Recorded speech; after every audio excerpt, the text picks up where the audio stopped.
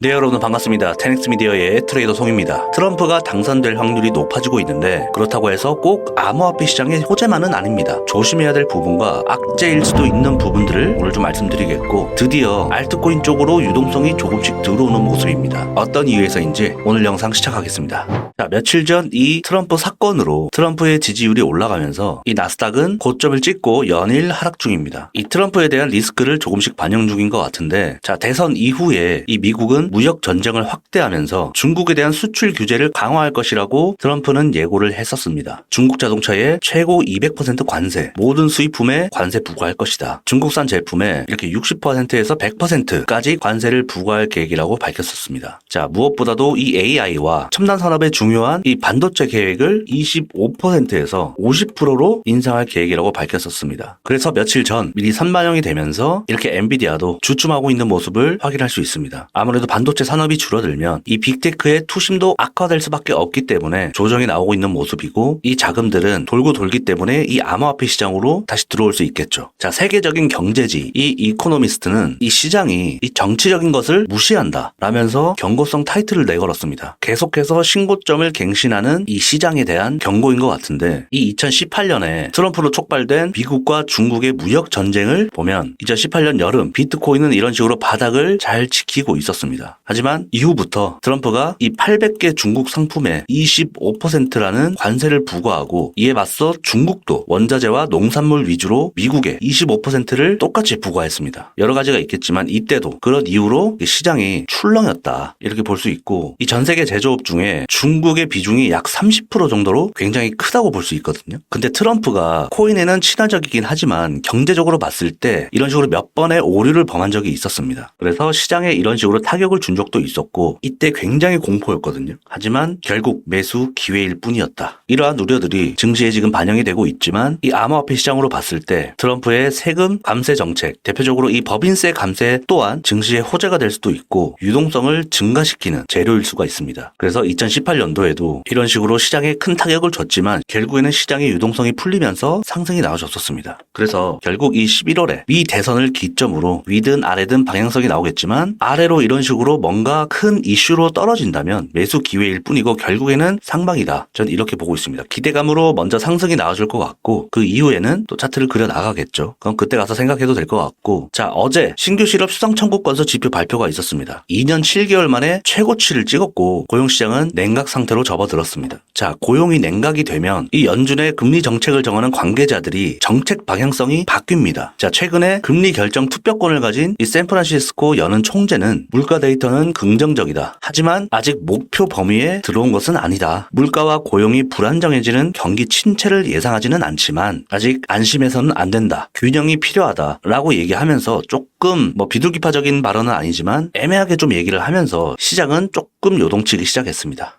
급등을 했으니 조정이 나오는 건 당연한 순서라고 생각이 들고, 자, 물가 고용 둘 다 불안해지면 금리 인하가 될 것이고 단기적으로는 이 경기 침체 악재로 반영될 수 있다는 소리입니다. 자, 근데 반대로 생각해보면 연준이 경기 침체를 막고자 금리를 급격히 내릴 수도 있다는 거죠. 자, 코로나 이후 이때처럼 단기적으로는 악재로 반영될 수 있지만 결국에는 유동성 증가로 이어졌다. 우리가 한번 경험을 했었죠. 자, 대표적인 예가 고물가 고금리로 고생한 이 유럽은 미국보다 지금 선제적으로 금리 인하를 하고 어제자로는 동결을 했습니다. 많은 유튜버들이 미국 경제만 보고 미국 얘기만 합니다. 근데 이 유럽을 빼먹으면 안 되거든요. 왜냐하면 이 크립토 시장에서 유럽의 점유율은 37%나 됩니다. 다들 미국에 포커스가 되어 있는데 유럽의 통화와 금리 정책 또한 이 시장에서 굉장히 중요하다는 거죠. 자, 유럽 중앙은행 총재도 최근에 물가와 고용 위주로 금리 정책을 설정한다고 발언을 했었습니다. 결국 이 적당한 경기 침체와 금리 인하가 이루어져야 큰 악재 없이 이 시장의 유동성이 풀릴 겁니다. 그래서 우리는 이 물가나 고용이 예상치를 벗어나더라도 큰 그림을 이탈하지 않는지 지켜봐야 할 것이고, 이 비트코인의 4월 10일 이 기점으로 CPI가 크게 상회를 하면서 알트코인이 다 박살났잖아요. 그러니까 이런 그림들만 아니면 눌렸을 때는 이제는 추매할 타이밍일 뿐이지 파는 단계는 아니라고 생각이 듭니다. 그래서 지금은 이 통화 정책에 어떻게 흘러가고 그런 노선들을 주기적으로 체크를 해봐야 됩니다. 그런 부분들을 제가 도와드릴 테니까 여러분들 영상 올라오면 끝까지 꼭 시청을 하시고요. 이제 비트코인은 이 자산시장에 포함이 됐기 때문에 이 정치 그리고 경제 같이 봐야 됩니다. 물론 뭐 단타나 뭐 스윙 짧게 가져가시는 분들은 뭐 차트만 보고도 할 수 있겠지만 큰 흐름을 보고 길게 가져가거나 전략적으로 가져가시는 분들은 항상 이런 경제 지표들이 선행이 되기 때문에 필수로 체크를 꼭 하셔야 됩니다. 아무래도 트럼프가 당선될 확률이 높아지다 보니까 이 트럼프의 밈코인들이 상승하고 있습니다. 밈코인을 사야 되는 이유를 칼럼에다가 작성해 두었으니까 여러분들 들어와서 확인해 보시고요. 관련해서 어떤 밈코인이 있는지, 산다면 어떤 걸 사야 되는지 이렇게 칼럼에 작성해 두었으니까 여러분들 들어오셔서 밈코인도 한번 체크해 보시고요. 이 서치란에 트럼프 밈이라고 치시면 이 해당 글을 확인할 수 있습니다. 그리고 인도 최대 거래소 이 와지렉스가 해킹을 당했다고 합니다. 그런데 그것과 동시에 시바이누를 매도를 하고 있다는데 어떤 이유인지 와지렉스 가지고 계신 분들이나 시바이누 가지고 계신 분들 어떻게 대응해야 되는지 한번 체크해 보시고, 저희가 이외에도 주목할 코인을 17일자로 브리핑을 해드렸습니다. 지금도 수익 중이니까 어떤 코인인지 여러분들 들어오셔서 체크해 보시면 좋을 것 같습니다. 자, 그리고 이더리움도 지금 출시를 앞두고 수수료 경쟁을 하고 있습니다. 올해 1월 비트코인 현물 ETF가 출시하기 전에 여기 수수료 경쟁이 있었잖아요. 마찬가지로 이더리움도 비슷한 경쟁을 하고 있습니다. 이 말은 즉 곧 출시를 앞두고 있다 이렇게 생각이 들고, 지난 17일에 이 SEC가 S1 최종본 제출을 요구를 했기 때문에 적어도 22일이나 23일에는 출시가 되지 않을까 이렇게 생각이 듭니다. 그래서 이더리움도 들고 계신 분들은 계속해서 홀딩해봐도 좋을 것 같고, 자, 현물 ETF 누적 자금 또한 계속해서 신고점을 갱신하고 있습니다. 급격하게 이런 식으로 자금이 들어온 것처럼 지금도 들어오고 있다. 그러면서 신고점을 계속해서 갱신을 했었거든요. 이번에도 자금이 들어와서 어디까지 갈지는 한번 두고 봐야겠지만 역시나 흐름이 좋습니다. 자, 제가 텔레그램에도 말씀드렸듯이 이 바이낸스 오더북인데 이 72K에 강력하게 매도벽이 쌓여 있습니다. 이 빨간색이 매도벽인데 청산 히트맵 상에도 이 72K에 쇼충이들의 청산 물량이 많이 쌓여 있습니다. 그렇다면 한번 이 72K를 두드리러 가지 않을까라는 바람인데 이게 또 개미 꼬시기일 수도 있습니다. 이런 부분들은 참고만 하시라고 제가 말씀드린 거고, 여기가 72K거든요. 그런데 저는 한 68에서 69K까지는 보고 있습니다. 그래서 1, 2, 3, 4, 5파가 나오고 조정이 좀 나오지 않을까 이렇게 생각이 드네요. 여전히 관점은 어제 관점이랑 이렇게 동일하고요. 텐스미디어 공식 텔레그램이니까 여러분들 들어오시면 될 것 같습니다. 자, 그리고 어제자로 이 알트코인들이 움직이기 시작했습니다. 갤럭시에서 그래비티로 이름이 바뀌었는데 100%가량 펌핑이 나오는 모습이고, 오늘 또한 이 모스코인도 40%가량 급등을 하는 모습을 보여줬습니다. 이 말은 즉 알트코인으로 점점 자금이 들어오고 있다. 최근까지 이 업비트가 그렇다 할 좋은 모습을 보여주지 않았습니다. 그죠? 빗썸과 해외 거래소에는 자금이 돌았지만 이 업비트는 호가창만 쪼개놨을 뿐 아무런 펌핑조차 나오지 않았는데 지금은 조금씩 수급이 돌고 있다 이렇게 생각이 들고, 한번 크게 펌핑하는 모습들을 보여주는 코인이 있으면 이 자금들이 순환돼서 이동하거든요. 그래서 알트 물려있다고 너무 걱정하지 마시고 점점 좋아지고 있습니다. 네, 비트코인 단기 관점은 우선 이 자리를 지켜주는 게 좋아 보이거든요. 지금 좀 눌리더라도 이런 식으로 눌린다면 재차 채널의 방향성이 바뀌면서 상승이 나와주지 않을까 싶으니까 이런 곳에서 눌렸을 때 단기 타점 한번 잡아보실 수 있으실 것 같고, 조금 스윙적인 관점으로는 아까 말씀드렸듯이 이 69K 정도에서 일부 터시는 것을 추천드리고, 결국 지금은 상승을 하고 있지만 한번 눌릴 겁니다. 눌렸을 때 이런 곳에서 또 장투하시는 분들은 추매할 수 있는 기회가 오지 않을까 이렇게 생각이 듭니다. 오늘 영상 여기까지 하겠고요. 도움이 되셨다면 구독, 좋아요, 댓글, 공유까지 부탁드리고요. 양질의 영상으로 다시 찾아오겠습니다. 테넥스 미디어의 트레이더 송이었습니다.